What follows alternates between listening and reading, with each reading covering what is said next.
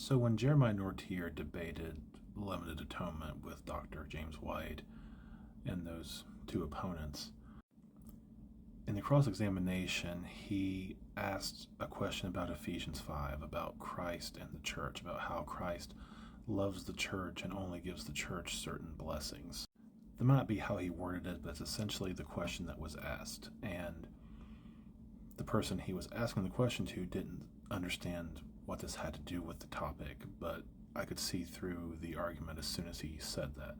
You're going to argue that Christ has love for the church that he doesn't have for anyone else, and argue from that limited atonement. I've heard people speak positively about this argument, but it's not like he's the first one to make that kind of argument. You go back to John Calvin's commentary on Ephesians. Christ gave himself for the church, not for all mankind indiscriminately. John Owen used the same passage to argue in his work, The Death of Death in the Death of Christ.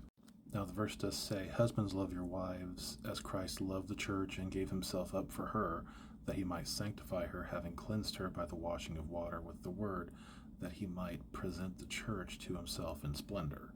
We may agree that the sanctification and the cleansing is only given to the church or to the elect.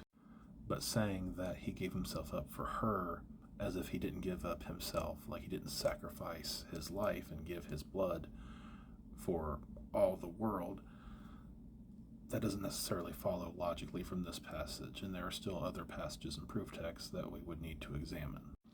But since it's framed in a binary, it's like, well, does Jesus Christ love anyone who's not his bride? Is Jesus Christ a polygamist? But it's not a matter of being in covenant with others. If the blood is shed for all the world, then all who come into covenant will be sanctified and cleansed. It's a matter of application of atonement versus provision. If Jesus is applying the atonement only to the elect or only to the church, it would be as if there was this wealthy prince who offered, marriage, like a marriage proposal, to anyone in this country, but he selects certain individuals to become his wife, because the church is a plurality of people. It's not just like one bride. It's people that come into the church. But if the wedding proposal is whoever will come and agree to these conditions or things of that nature, then it's open to every woman, but not all women are going to come and accept.